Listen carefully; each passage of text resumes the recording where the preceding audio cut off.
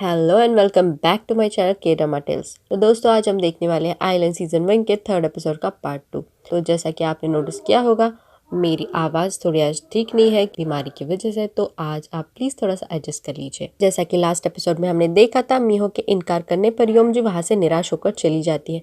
वही एक और आजू शिवान को देखकर शॉक रह गए होते हैं और वो सीधा उस बूढ़ी दादी के यहाँ जाते हैं। वो उसे एक कस्टमर समझकर ऑर्डर पूछती है, लेकिन वो उसे कहता है कि शायद आपने मुझे पहचाना नहीं, मैं वॉन मीहो के लिए काम करता हूँ। वॉनजंग कहना ज़्यादा सही रहेगा। दादी कहती है तुम वो फादर तो नहीं। हमें फ्लैशबैक का सीन दिखाया जाता है कि कैसे आजुशी को पास में वान ने ही एक लस्ट डेमॉन से बचाया होता है। वो कहता है लस्ट डेमॉन से लड़ना तुम इंसानों के बस की बात नहीं है, हो सके तो यहाँ से जितना दूर चले जाओ। फ्लैशबैक सीन यही खत्म होता है। आजुशी बोलते हैं कि वान अभी मैडम के साथ है, मुझे डर है कि वो वापस उन्हें कोई हानि ना पहुंचाए। दादी बोलती है वान की वजह से तो वो आज जिंदा है। फिर भी आजुशी वान पर भरोसा कर नहीं पा रहा है क्योंकि पास में उसी ने ही वॉनजंग को खंजर मारा था। दादी बोलती है वान पे नहीं, उसकी गिल्ट पे ट्रस्ट करो। वो अपनी पास्ट की गलती पे अभी डरा हुआ है और शर्मिंदा है, चाहे तुम मानो या ना मानो। वान, वॉनजंग और हम बस नसीब के हाथों की कठपुतली है। अपने अपने वक्त पे हमें जाना ही होगा, तब तक हमें अपना कर्तव्य करते रहना है। नेक्स्ट सीन में हम देखते हैं कि आजुशी पैसों से भरा सूटकेस वान के सामने रखते हैं उसके एडवांस पेमेंट के तौर पर, जिस पर वान ऑब्वियसली कुछ रिएक्ट नहीं करता क्योंकि उसके लिए पैसे मायने नहीं रखते और वो आजुशी के साथ अपनी रूम देखने चला जाता है। लेकिन यहाँ मीहो सोचती है कि इतने पैसे देखकर उसका मुंह बंद हो गया। आखिर पैसे किसे नहीं चाहिए। उसके साथ में उसे कपड़े भी दिए होते हैं क्योंकि वो हमेशा वही एक ब्लैक सूट पहने रहता है। यहाँ रूम देखते वक्त वान आजुशी को पूछता है लगता है उम्र के साथ साथ तुम्हारी याददाश्त भी कमजोर हो गई है, तुमने क्या मुझे पहचाना नहीं? मैंने तुम्हें यहाँ से जाने के लिए बोला था क्योंकि तुम इंसानों का इस लड़ाई में कोई काम नहीं। वो कहते हैं इसी वजह से बूढ़ी दादी बेगचू से मैं मिलकर आया हूँ और मैंने तुम पर विश्वास करने का निर्णय लिया है। वान कहता है तो मैं क्या तुम्हारा शुक्र मनाऊं? आजुशी कहते हैं ऐसा समझो कि हम थोड़ी देर के लिए तुम्हारे पावर्स को बोरो कर रहे हैं और तुम प्लीज मैडम मीहो का ख्याल रखना और उन्हें प्रोटेक्ट करना। वान कहता है अगर तुम लोगों ने वक्त पे कुछ किया होता तो वो आज अपने आप को वॉनजंग के तौर पे पहचान चुके होते। वही एक और हमें दिखाया जाता है कि सूर्यन सुसाइड करने की कोशिश करने ही वाली होती है कि तभी उसे याद आता है योमजी ने उसे बेंजुएले के बारे में बताया था, जो कि असहाय लोगों के दुख दूर करता है। तो वो आखिरी ट्राई समझकर बेंजुएले को प्रे करने का ऑप्शन चुनती है। वो योमजी को अपनी एक चीज आहुति के तौर पर देती है और उसे जंगल में जाके अपने लिए प्रे करने को रिक्वेस्ट करती है। तो योमजी उस रात अंधेरे में जंगल में जो बड़ा पेड़ है उसके सामने जाके बेंजुएले के सामने वो चीज की आहुति देती है और अपने दोस्त सूर्यन की मदद करने के लिए गुहार लगाती है कि तभी हमें मौसम में बदलाव दिखाया जाता है। तेज हवाएं चलने लगती है और बूढ़ी दादी बेगचू को भी इसका अंदेशा हो जाता है और वान का खंजर भी यहाँ पे फ्लक्चुएट करने लगता है। इससे वान को भी अजीब महसूस होता है और उस पेड़ के पास हमें कई सारी टीटी कीड़े मकोड़े इकट्ठा होते दिखते हैं। एक और मीहो मैडम रात को पेड़ के साथ फाइटिंग की कराटे की प्रैक्टिस कर रही होती है, कभी अगर उसे जरूरत पड़ी तो। अभी फादर जियोनी वहां से क्यूरियोसिटी से उसे देखता है और क्योंकि अभी तक उन दोनों की मुलाकात नहीं हुई है, मीहो उसे एक स्ट्रेंजर समझकर डर जाती है और चिल्लाने लगती है। तब आजुशी उनका इंट्रोडक्शन अपना भांजा बोल के करवाते हैं। कहते हैं मुझे आपको पहले ही बताना चाहिए था, बट कुछ दिनों से आप बहुत ज्यादा स्ट्रेस में हैं तो मुझे मौका ही नहीं मिला। फादर जॉनी एक नॉर्मल कॉलेज बॉय की तरह ड्रेस्ड होता है और वो दोनों ड्रिंक पे गपशप करने लगते हैं। वो कहता है आपको देखकर काफी आप यंग लगती है, तो क्या मैं आपको एज अ फ्रेंड मीहो बुला सकता हूँ? और मेरा नाम जॉन योहान है, आप मुझे योहान बुला सकती है। आजुशी बोलते हैं कि वो इटली में रहता है और एक इमरजेंसी की वजह से उसे कोरिया आना पड़ा और यहाँ उसका मेरे अलावा कोई और नहीं है। तब योहान कहता है मेरी कोरियन अच्छी है क्योंकि मैं वहाँ पे भी अपनी कोरियन न्यूज देखता था और तुम्हारी न्यूज भी देखी मैंने, कैसे तुमने उस इंसान को पटका था, लाजवाब। वो आजुशी को कहती है हम दोनों की अच्छी जमेगी। काफी वाइन पीने के बाद दोनों को भी चढ़ जाती है और दोनों नशे में बड़बड़ाने लगते हैं। मीहो उसे बताती है कि आजकल मैं काफी स्ट्रेस में हूँ, लगता है जब से जेजू आइलैंड पे आई हूँ मेरी लाइफ तो झंड हो गई है। वो पूछती है क्या तुमको कोई प्यार करता है? वो कहता है हाँ, मैं बहुत प्यार देता हूँ और मुझे रिटर्न में भी उतना ही प्यार मिलता है। वो पूछती है कौन है वो, तुम्हारी फैमिली या कोई गर्लफ्रेंड? वो कहता है भगवान से। उसे समझ नहीं आता पर क्योंकि वो नशे में होती है वो उस बात को इग्नोर करती है। वो बोलती है मुझे भी बहुत सारा प्यार मिल रहा है आजकल और काफी ज्यादा अटेंशन भी, वो भी भगवान और शैतान दोनों से।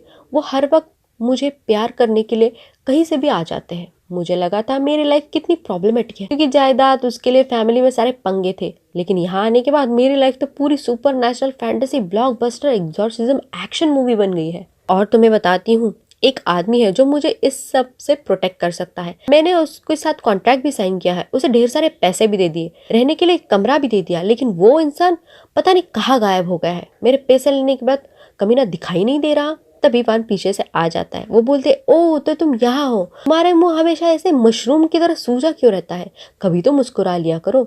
तो वान उसे पूरी तरह वेस्टेड वही छोड़ के चला जाता है। आजुशी और योहान उसे मीहो को उसके बेड तक पहुंचा देते, उसे सुला देते हैं। योहान आजुशी को पूछता है ये ब्लैक सूट गाय कौन था। वो उसे बोलता है कि ये वही है वान। इसके बाद योहान सीधा वान से मिलने जाता है। उसे बोलता है मैंने कभी सोचा नहीं था कि मेरी इस तरह से तुमसे मुलाकात हो पाएगी, और वो भी इतनी जल्दी। मुझे लगा था तुम कोई काल्पनिक क्रिएचर होंगे। वैसे क्या उम्र होगी तुम्हारी, और मैं तुम्हें क्या कह के बुलाऊं, अंकल या दादाजी? और तुम कुछ बात क्यों नहीं कर रहे? क्योंकि मैं जितने भी डेमोन से मिला हूं वो सारे काफी बड़बोले थे। तुम भी तो हाफ डेमोन हो। और कहाँ गया तुम्हारा वो खंजर, जैकेट में है या पैंट की पॉकेट में? वान कहता है हो गया तुम्हारा, अगर तुम ऐसे ही बकबक करते रहे तो ये खंजर तुम्हारे गले से बाहर निकलेगा। योहान बोलता है तुम कितने अजीब हो यार, मैं तुमसे इतनी शांति से बात कर रहा हूँ और तुम हो कि धमकी दिए जा रहे हो। वान कहता है तुम इंसानों का प्रॉब्लम ही यही है, तुमको सब पता करना होता है। अगले दिन सुबह रात के हैंगओवर की वजह से मीहो का सर दर्द कर रहा होता है। तब उसे एक कमरे से कुछ अजीब दिखता है। वो पास जाके देखती है तो योहान ने अपने फादर वाले कपड़े पहने होते हैं और वो जीसस को प्रे कर रहा होता है। फिर उसे रात की बात याद आती है कि योहान को वो बोलती है तुम सच में एक प्रीस्ट हो, तो तुम इस भगवान की बात कर रहे थे जिससे तुम्हें प्यार मिलता है। ओ आई एम रियली सॉरी कि मैंने तुम्हारे गॉड का कंपैरिजन शैतानों से किया। वो कहता है इट्स ओके, मैं भगवान को बोलूंगा कि वो तुम्हारी गलती को माफ कर दे।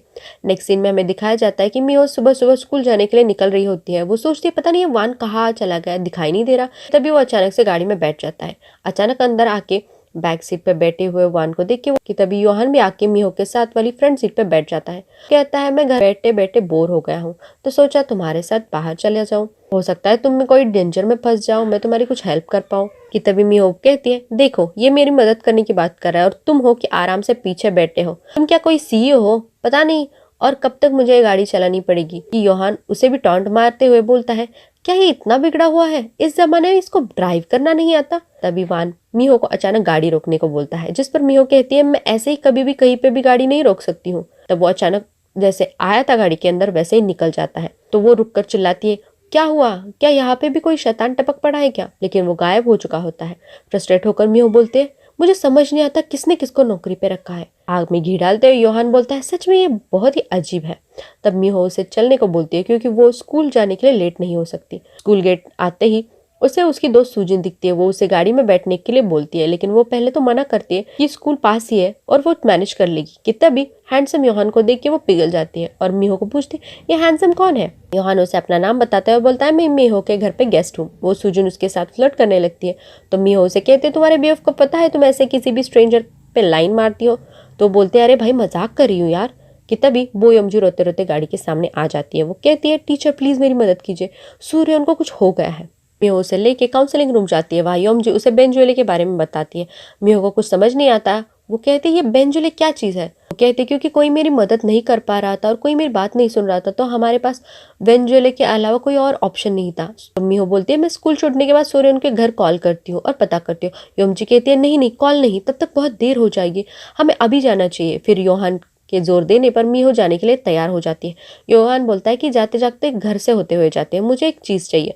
फिर वो वहां से उसका प्रीस्ट वाला कोट और एग्जॉर्सिज्म का बैग लेता है। सूर्य उनके घर पहुंचने पर वो यमजी को स्कूल जाने को बोलती है कि यहाँ से वो बड़े लोग देख लेंगे। घर पहुंचते ही सूर्य की माँ दरवाजा खोलती है। मीहो बताती है कि वो सूर्य की टीचर है और उसके स्कूल न आने पर उसकी तबीयत पूछने आई है। माँ बताती है कि वो कई दिनों से काफी उदास है और कुछ नहीं बात कर रही, ना कुछ खा पी रही है, अपने कमरे में ही रहती है।